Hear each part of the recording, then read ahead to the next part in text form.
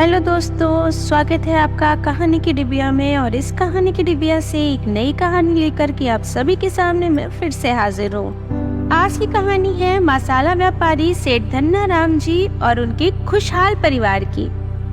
सेठ धन्नाराम जी, जो कि मैंने आपको बताया ही है कि मसाला व्यापारी है, तो वो एक प्रख्यात मसाला व्यापारी है। उनकी ख्याति दूर दूर तक है और उन्होंने बहुत नीचे से बहुत ऊंचाइयां देखी। मतलब पहले वो इतने पैसे वाले व्यक्ति नहीं थे, ना उनका कोई इतना बड़ा कारोबार था। उन्होंने स्वयं से मसाला कारोबार शुरू किया। पहले मसालों को घर में कूट करके, पीस करके, उनके छोटे छोटे से पैकेट बना करके उन्होंने मार्केट में खुद बेचना शुरू किया। और धीरे धीरे उनके अच्छे काम और उनकी लगन ने उनका नाम दूर तक और लंबा रोशन किया। लंबा रोशन मतलब ये है कि उनका जो नाम था वो देश के साथ साथ विदेशों में भी था, और वो देश और विदेश आवागमन करते रहते थे अपने काम के सिलसिले में। उनका एक खुशहाल परिवार था जिसमें उनकी पत्नी थी, उनके दो पुत्र वधू, एक पोता और 2 पोतियां शामिल हैं। तो सेठ धन्नाराम जी, जैसा कि मैंने आपको बताया कि वो देश विदेश यात्रा करते रहते थे अपने काम की वजह से, और चूंकि उन्होंने अपनी मेहनत से सब कुछ इतना बड़ा बनाया था, तो वो उसको और भी ज्यादा बढ़ाने के हमेशा प्रयत्नरत रहते थे। और ऐसा ही वो कर रहे थे। उनके बेटे भी उनका पूरा साथ दे रहे थे। उनके दोनों बेटे अजय और विजय दोनों ही उनके साथ लगे रहते थे, और उन सब ने मिलकर के ही अपने परिवार को भी और अपने कारोबार को भी बहुत ख्याति दी हुई थी।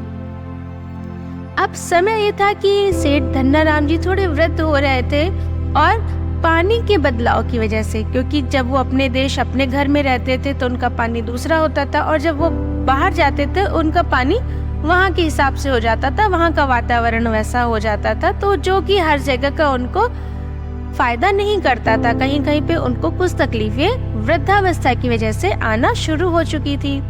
तो एक बार सेठ धन्नाराम जी अपने दोनों बेटों के साथ एक लंबी यात्रा पर गए। वहां जाकर के उन्होंने अपना सफल कार्य किया, लेकिन जब सेठ वापस लौट रहे थे तब उनकी तबीयत में थोड़ा सा बदलाव आया। तो उनके बेटों ने एक अच्छा मानसिक संतुलन रखते हुए सबसे पहले अपने पिताजी को एक अच्छे हॉस्पिटल में जो है दाखिल कर दिया, और वहां उनकी देखरेख करना शुरू किया। अब देखरेख का सिलसिला चल रहा था, धन की कोई कमी थी नहीं, तो ये तो निश्चित था कि सेठ जी बहुत जल्दी स्वस्थ होने वाले थे। और इसके लिए उनका पूरा परिवार के साथ साथ उनके साथी भी अपना पूरा कार्य, अपना पूरा जी जान से मेहनत कर रहे थे। उनके लिए जितना समर्पण हो सकता था वो कर रहे थे। पूजा पाठ, दुआओं से लेकर के दवाओं तक का सफर लगातार चल रहा था। इधर अब दोनों पुत्र वधू भी थी। अब हॉस्पिटल में तो आपको एक को रुकना होता था, एक को जाना होता था। चूंकि सेठ की पत्नी वो अपना पूर्ण पत्नी धर्म निभा रही थी, इसी वजह से सेठ जी की पत्नी ज्यादातर समय उनका हॉस्पिटल में सेठ जी के साथ जा रहा था। अब बात आ रही थी दोनों बहुओं की। तो एक का नाम था, बड़ी जो थी उनका नाम था नियति, और जो छोटी बहू थी उनका नाम था उषा। नियति जो थी वो थोड़ा कम पढ़ी लिखी थी, आज के हिसाब से, आज के दौर से वो ज्यादा नहीं चल रही थी। लेकिन जो उषा थी वो अच्छे पढ़े लिखे परिवार से थी, तो उनको चीजों की मालूमात ज्यादा थी, वो चीजों को बहुत अच्छे से जानती थी। तो अब बहुओं ने ये निश्चित किया कि नियति जी घर पे रह करके बच्चों का और परिवार का ध्यान देंगी, और उषा जी जो है वो हॉस्पिटल आना जाना, डॉक्टरों को देखना, ये सब भी करेंगी। क्योंकि दोनों बेटे तो कारोबार में व्यस्त हो रहे थे, वो पूरा समय तो अपने पिता को दे नहीं पा रहे थे। माता जी लगातार सेठ जी के साथ ही थी। तो अब उषा जी ने भी अपना पुत्र वधू धर्म पूरी तरह से निभाया, और उन्होंने हॉस्पिटल जाकर के चीजों को संभाला। नियति जी ने परिवार को संभाला। परिवार में नियति जी बच्चों को संभाल रही थी, बेटियों को नियति जी घर पे संभाल रही थी, और घर पे भी लोग आ रहे थे। अब जो सेठ जी से को देखने आते थे वो घर जरूर आते थे। कुछ लोग जो बाहर रहते थे वो भी घर में आके रुक रहे थे। उनका भी खाना पीना देखना, हर चीज को देखना और घर को भी व्यवस्थित करना, ये काम नियति जी अपना घर पे कर रही थी। तो भगवान की, ईश्वर की ऐसी कृपा थी कि सेठ जी कुछ ही दिनों में स्वस्थ होकर के वापस घर आए। तो ऐसा हम सबके यहाँ भी होता है कि जब सब कुछ अच्छा होने लगता है, लोग दोबारा देखने आते हैं कि भाई ईश्वर का बहुत बहुत धन्यवाद कि उन्होंने आपको स्वस्थ कर दिया। तो जो भी आ रहा था वो उषा जी की बड़ी तारीफ कर रहा था कि आपकी जो पुत्रवधू उषा है, उन्होंने पूरी तरह से अपने धर्म को निभाया। वो लगातार हॉस्पिटल भी देख रही थी, लगातार चिकित्सकों, डॉक्टरों से बात भी कर रही थी, और कहाँ क्या दवाई लानी है, कैसा क्या करना है, उन्होंने पूरी तरह से उस चीज को बखूबी निभाया। तो जो सेठ जी थे वो बड़ी शांति से, बड़ी उससे जो है अपने अपने बेटों की, अपनी छोटी पुत्रवधू की और अपनी पत्नी की तारीफ सुनते जा रहे थे। लेकिन उन्होंने एक चीज देखी कि हर कोई उषा का नाम ले रहा है, हर कोई उनके बेटों का नाम ले रहा है, हर कोई उनकी पत्नी का नाम ले रहा है, लेकिन बड़ी बहू नियति का नाम कोई ले ही नहीं रहा है। ऐसा क्यों? फिर जब उनके घर में बहुत ज्यादा लोग आ गए, एक मजमा लगा। अच्छा, तो जब सेठ जी बैठे सबके बीच में, तो सेठ जी ने ये बात सबके सामने बोली कि आप सबने उषा को देखा, ये बात सत्य है कि मेरी छोटी बहू जो है पढ़ी लिखी है, अच्छे परिवार से है और परिवार को बहुत अच्छे से समझती है, हर चीज बहुत बखूबी कर लेती है। तो उसने उस चीज को निभाया।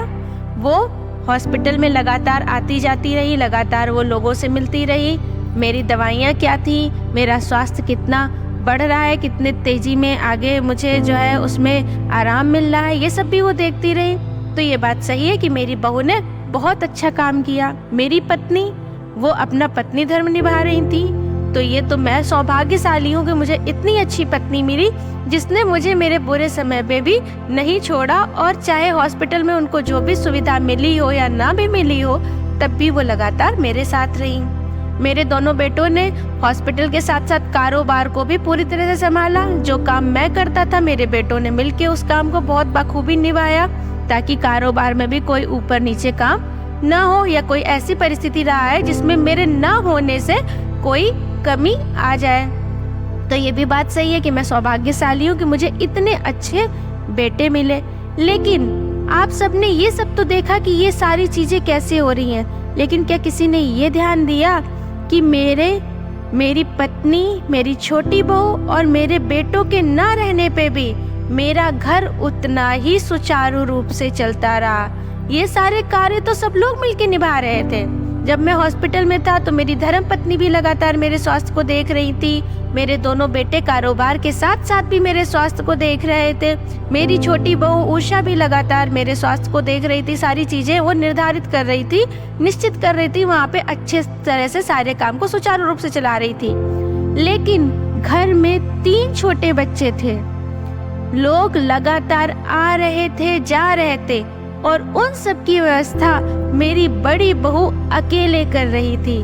उसको ये चिंता भी थी कि ससुर जी को खाना कितने समय पे जाना है, कब वहाँ पे जो उनकी सास रह रही है उनको क्या क्या चीजें जरूरत पड़ती है रोज का रोज। उषा, वो छोटी बहू जो वहाँ लगातार जा रही है, उससे को क्या देना है यहाँ से ले जाने के लिए, और वहाँ से क्या मंगाना है, और घर के भी माहौल को कैसे एक निश्चित, एक संतुलित तरीके से रखना है, ताकि कहीं कोई छोटी सी भी कमी ना आ जाए, जिसकी वजह से हॉस्पिटल में बैठे लोगों को कोई परेशानी हो। ये सारी चीजें मेरी बड़ी बहू अकेले संभाल रही थी। तो आप सभी जो मेरे पूरे परिवार की तारीफ कर रहे हैं, उसमें सबसे बड़ा श्रेय और सबसे बड़ा योगदान मेरी बड़ी बहू नियति का भी है, जो अकेले रह के बहुत कुछ संभाल रही थी, क्योंकि सबका जो दिमाग था वो मेरी तरफ था, मेरी तरफ ही सब व्यस्त थे कि मैं कितनी जल्दी स्वस्थ हो जाऊं। और मेरी जो बड़ी बहू है वो बेचारी परेशान भी हो रही थी, घर को भी संभाल रही थी, आने जाने वालों को भी संभाल रही थी, और सारी चीजों को सुचारू रूप से करने की कोशिश भी कर रही थी। तो एक उसका भी बड़ा योगदान है। सभी लोगों ने इस मत को सही माना, और अब पूरे परिवार की तारीफ उसी तरीके से सब लोग कर रहे थे। और बड़ी बहू को भी ये सुन के उसकी आंखों में भी ये आंसू आ गए कि उसके जो पिताजी थे, उसके जो ससुर जी थे, उन्होंने जो उसने किया उस चीज का भी मान रखा, और उस चीज को भी उन्होंने सबके सामने कहा। ये उसके लिए भी बड़े गर्व की बात थी। तो ऐसा सौभाग्यशाली परिवार सबके पास होता है, लेकिन हम क्या करते हैं, जो हम अपनी आंखों के सामने देख रहे होते हैं हम सिर्फ उसी को देखते हैं, लेकिन बहुत कुछ ऐसा होता है जो हमारी आंखों के सामने ना हो करके भी चीज़ों को सुचारू और अच्छी तरीके से चला रहा होता है। तो अब आप कभी भी किसी के घर जाइएगा जो बीमार हो, तो ये मत कहिएगा कि केवल इसने या केवल उसने ही उसकी सेवा करी। जब एक व्यक्ति बीमार होता है ना घर का, तो पूरा घर, उसमें चाहे कोई भी हो, वो हर तरीके की कोशिश करता है कि उसके पूरे घर में कोई ऐसी परिस्थिति ना आ जाए जिससे किसी भी एक भी इंसान को उसका फर्क पड़े। इसलिए सब अपने अपने स्थान पर बहुत अच्छे से कार्य करते हैं। जिसका जो कार्य होता है वो बहुत अच्छे से निभा रहा होता है। तो हमें कभी जज नहीं करना चाहिए कि किसने क्या किया और किसने क्या नहीं किया। एक व्यक्ति परिवार का जब डोलता है तो पूरा परिवार उसके साथ खड़ा होता है। हाँ, उसके काम अलग अलग हो सकते हैं, लेकिन खड़ा पूरा परिवार होता है। तो कहानी अच्छी लगी हो तो लाइक, सब्सक्राइब और कमेंट जरूर करें और मेरा उत्साहवर्धन करें। आज की कहानी बस यहीं तक। आगे मैं आप सबसे बहुत जल्दी मिलती हूँ अपनी अगली कहानी के साथ।